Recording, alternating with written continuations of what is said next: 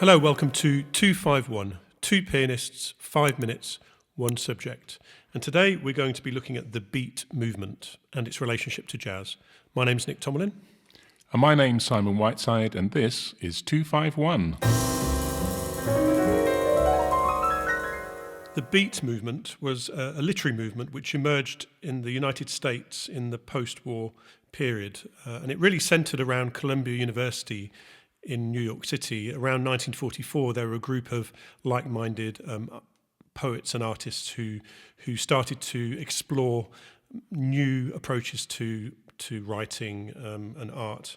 And some of the kind of central tenets, really, of the culture were the rejection of the kind of standard moral values, or at least questioning of standard moral values, importance of the spiritual quest, a sort of personal quest for fulfillment, rejection of materialism, and also kind of experimentation, both with sort of literary styles, narrative styles, but also with drugs and sex. And it was kind of an opening, I guess, a sort of a pushing at the boundaries of what was acceptable at the time. And what's interesting is that a lot of these writers, we're talking about people like Jack Kerouac, Allen Ginsberg, William Burrough, they were attracted to jazz, and especially bebop. And it's interesting to kind of reflect on why that is. I think really it's probably because bebop in a way had this kind of underground, kind of countercultural status. Very often the musicians were kind of on the fringes of society. Very often they had a drug habit. And they were also, I guess, pushing at the boundaries of jazz, of the jazz that had existed up to that point.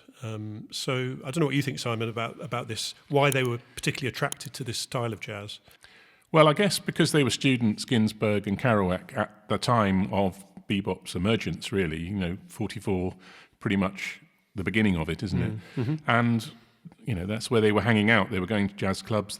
That's what was there. So that's what they were hearing, basically. Yeah, I guess. Mm-hmm. I mean, like you say, certainly it's referenced in the writing a great deal. And probably the Beat Generation got named the Beat Generation because they mention the beat a lot. And obviously, something Jack Kerouac says in one of his monologues is that there's also the beatitude of sort of the religious side that you mentioned already. Mm-hmm. But I think that's probably why they were into jazz.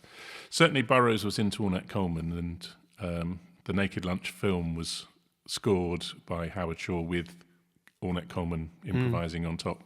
I mean, I think there was a kind of conscious use of jazz techniques by the writers. I mean, they were actually interested, I think, in how they could use some of the, especially the improvisatory nature of jazz. And I mean, Kerouac particularly was into this kind of sort of stream of consciousness writing, kind of improvised, where he wouldn't edit or correct. He would just improvise directly onto the paper, really. That's kind of how he wrote On the Road, wasn't it? Yeah, I think he wrote On the Road in like 3 weeks, and he used continuous paper rather than sheets of paper. Yeah, it was like one scroll. I actually saw there was an exhibition in the British Library, and I saw the scroll of paper, which was really interesting, that he wrote on. And he wouldn't, like you say, didn't go back and edit anything. I don't think the others necessarily did that. I think Ginsberg. Well, another interesting thing is that Ginsberg wrote Howl after coming out of a mental institution, much like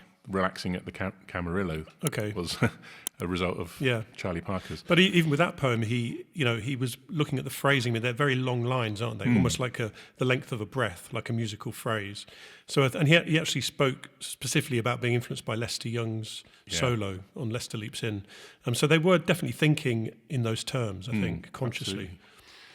Yeah, I think the big, I guess they were looking for counterculture, and that was one of the countercultures that they found. I think the drug connection is very important too. Anyway, this is Simon Whiteside saying goodbye. And this is Nick Tomlin saying goodbye.